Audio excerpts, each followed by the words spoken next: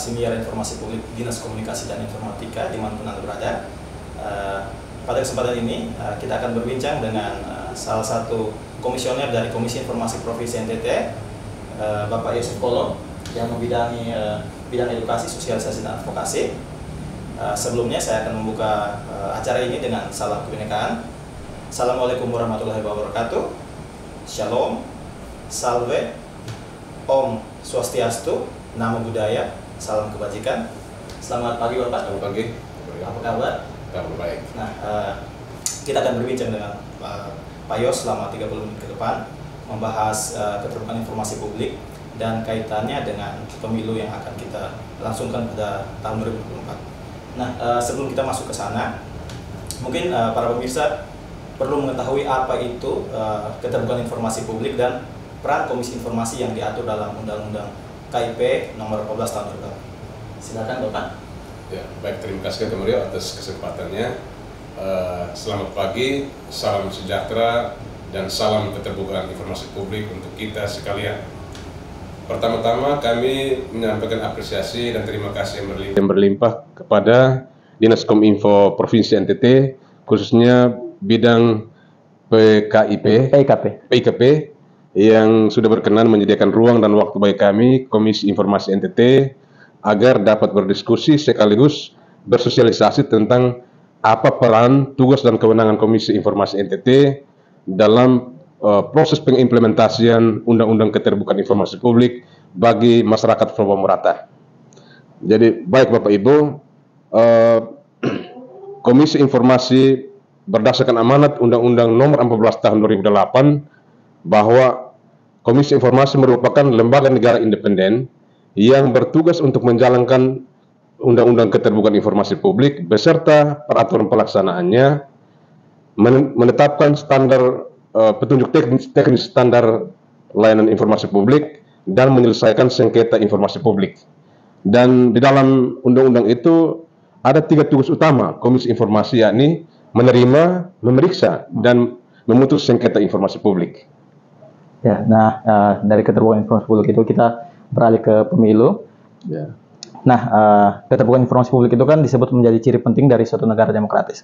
Nah, dalam konteks penyelenggaraan pemilu 2024, informasi publik seperti apa yang bisa diakses oleh masyarakat, terutama masyarakat Pulau Merata? Ya, sebagaimana yang tadi saya sampaikan di sana bahwa Komisi Informasi merupakan satu-satunya lembaga negara yang mendapatkan kewenangan untuk memastikan semua badan publik atau semua penyelenggara pemerintahan atau penyelenggara negara yang memiliki kewajiban untuk bagaimana menyediakan layanan informasi publik kepada masyarakat.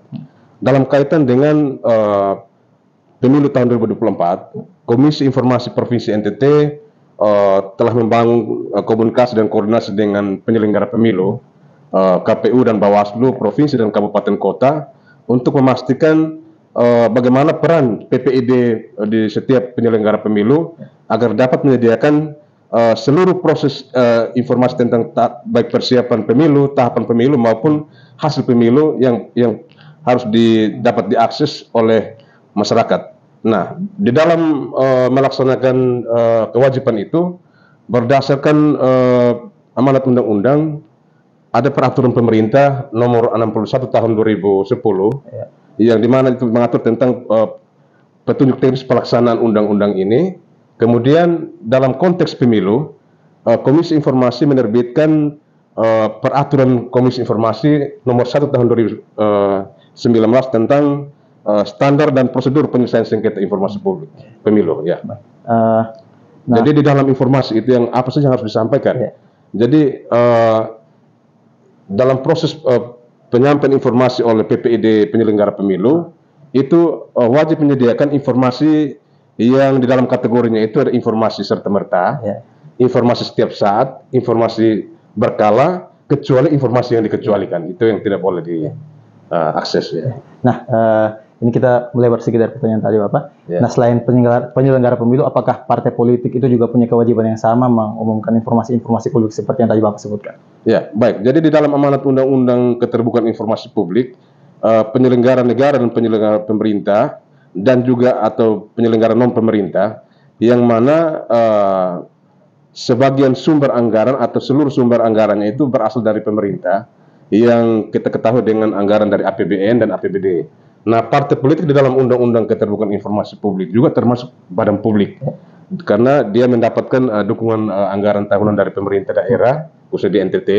Di situ dia juga wajib menyiapkan atau mengelola dan menyediakan informasi publik kepada masyarakat, manakala ketika masyarakat ingin mendapatkan informasi publik, mereka wajib memberikan. Misalnya tentang seperti apa proses pertanggungjawaban anggaran pemerintah, dalam hal ini apa yang di rencana pelaksanaan anggaran itu, kemudian apa saja yang harus digunakan untuk misalnya pendidikan politik bagi masyarakat. Jadi pada prinsipnya partai politik atau peserta pemilu juga bagian daripada badan publik untuk memiliki kewajiban untuk bisa menyediakan informasi publik bagi masyarakat. Ya, baik, terima kasih. Nah, Komisi Informasi Provinsi NTT kan sudah 3 tahun menyelenggarakan Anugerah Keterbukaan Informasi Publik. Nah, saya sejauh pantauan kami itu beberapa tahun itu ada parpol yang mengikuti anugerah tersebut. Nah, dari pantauan KI sendiri, seberapa terbuka informasi dari para penyelenggara pemilu seperti KPU dan Bawaslu maupun parpol terhadap informasi-informasi yang perlu diakses masyarakat terkait pemilu nanti?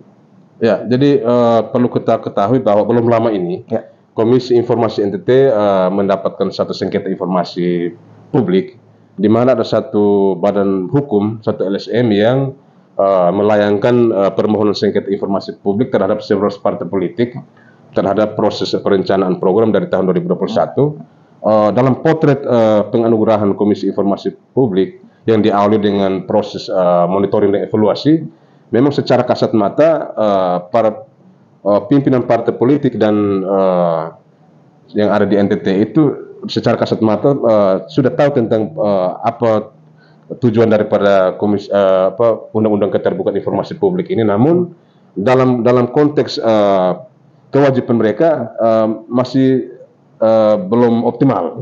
Karena kalau kita lihat misalnya indeks demokrasi NTT kita pantau di BPS itu tingkat indeks demokrasi NTT ini masih rendah di urutan ke-25 di seluruh provinsi NTT.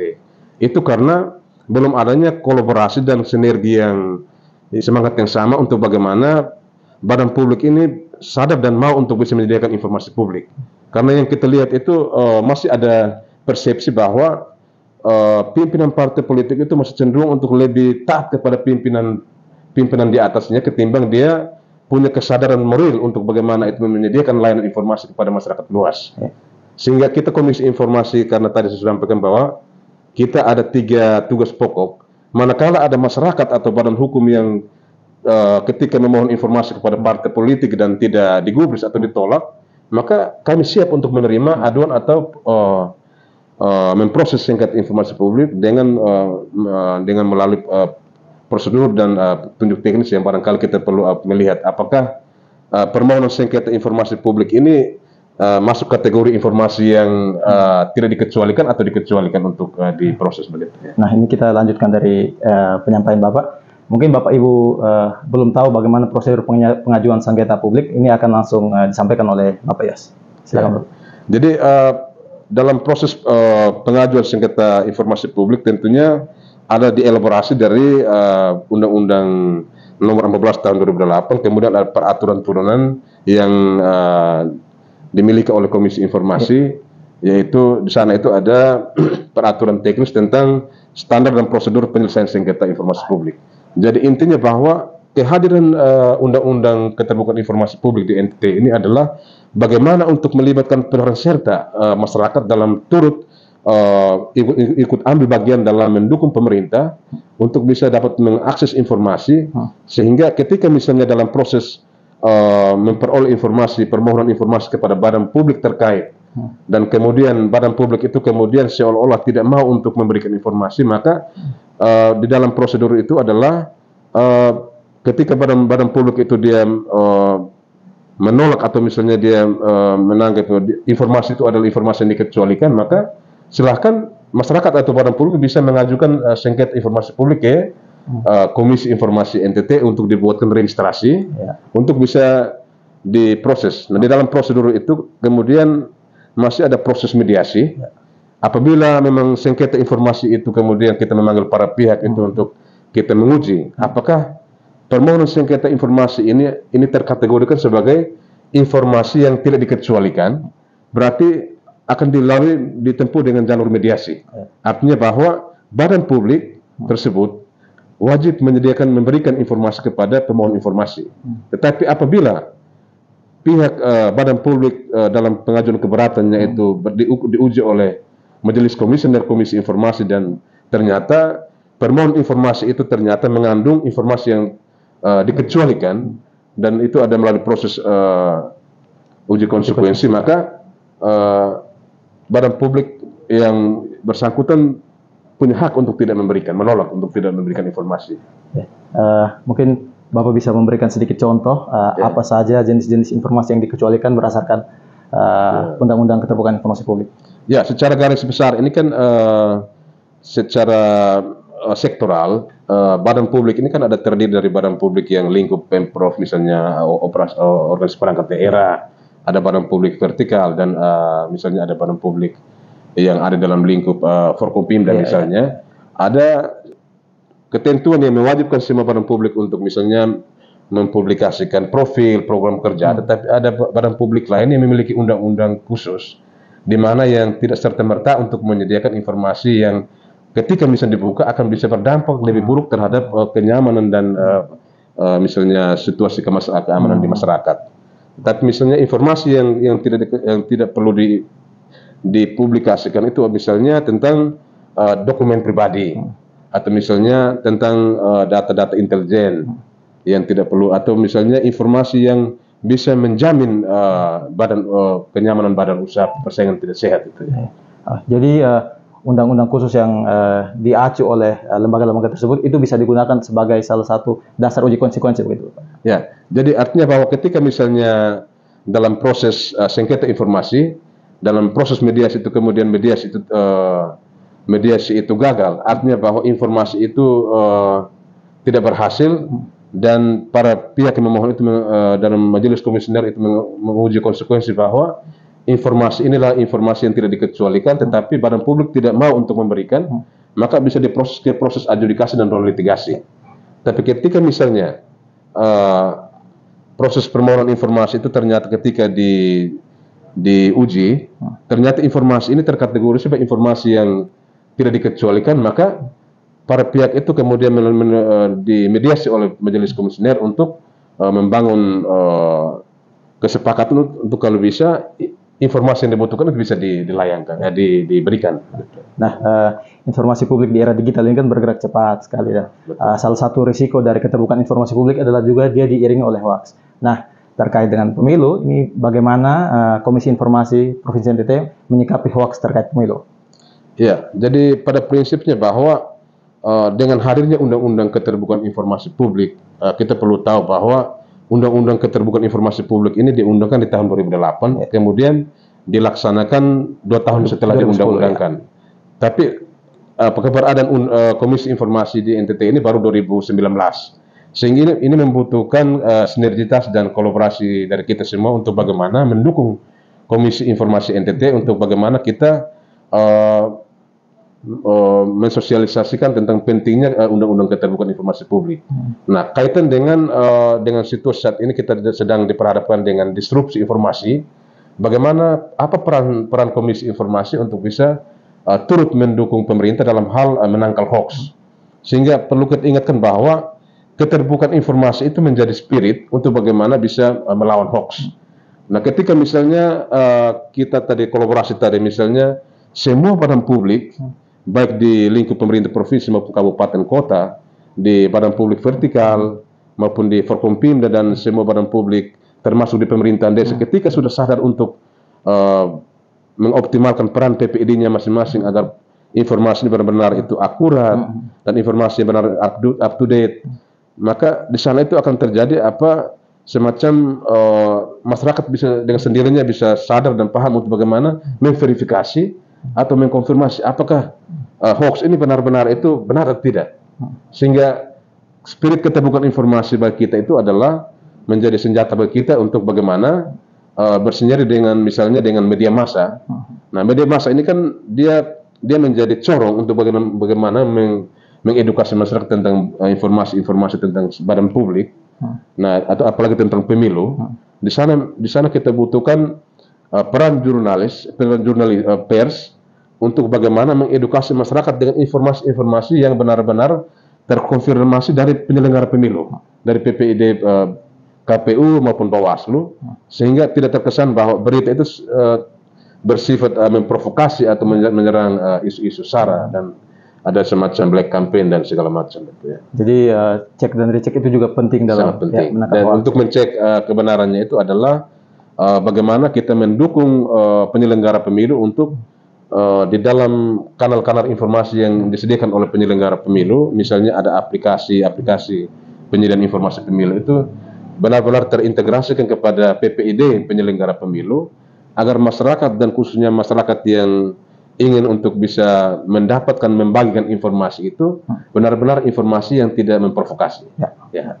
Jadi terkaitan dengan juga penguatan PPID, saya ingin tanya karena Bapak juga membidangi sosialisasi dan edukasi. Adakah kiat-kiat dari Bapak dan komisioner lain di Komisi Informasi untuk menyosialisasikan informasi-informasi yang diketahui tentang pemilu atau untuk memperkuat PPID di lembaga-lembaga yang ada di Provinsi Nusa Tenggara Timur? Baik, dalam kaitan dengan peran Komisi Informasi dalam turut mensukseskan pemilu tahun 2024, kaitan dengan bagaimana kita mensosialisasikan pentingnya Undang-Undang Keterbukaan Informasi Publik, yang kami lakukan saat ini adalah bagaimana kami akan membangun koordinasi dengan pihak penyelenggara pemilu, dan harapan kami adalah kita mengharapkan kepada penyelenggara pemilu dan semua stakeholder terkait untuk misalnya kita melakukan gugus tugas pengawasan pemilu. Di dalam gugus tugas itu kita terdiri dari semua unsur, agar bagaimana itu kita memiliki persepsi yang sama untuk bahu-membahu bagaimana kita mengawal proses penyelenggara pemilu ini benar-benar demokratis dan memenuhi asas jurdil dan luber itu, dan bisa akuntabel. Ya. Nah, terkait ini saya mendengar informasi bahwa Komisi Informasi akan melakukan MOU dengan beberapa penyelenggara pemilu, mungkin lembaga-lembaga mana saja, dan apakah ada tugas-tugas yang sudah dibagikan di antara masing-masing lembaga? Oh, jadi ini dalam kaitan dengan menghadapi pemilu 2024. Ya. Ini menjadi satu program bersama KI seluruh Indonesia, sehingga saat ini kita lagi membangun koordinasi dengan KPU dan Bawaslu Provinsi untuk melakukan MOU bersama, tetapi barangkali dari dua lembaga ini masih menyamakan persepsi dari aspek regulasi untuk bagaimana kita mendukung pemilu ini dari penyelenggara pemilu sebagai memiliki otoritas, tetapi bagaimana dalam menjalankan pemilu itu semua informasi yang berkaitan dengan pemilu itu bisa dapat diakses oleh masyarakat dengan cara yang mudah, biaya ringan dan cepat dan tepat ya. Nah, menurut Bapak, apa peran acara-acara seperti ini dalam mengedukasi atau menyosialisasikan pentingnya keterbukaan informasi publik, terutama di masa menjelang pemilu seperti ini? Ya, baik. Jadi tadi saya sampaikan bahwa kami sangat mengapresiasi langkah yang diambil oleh Dinas Kominfo Provinsi NTT, bahwa bagaimana kita melakukan upaya untuk memberikan edukasi dan literasi bagi masyarakat menjelang pemilu.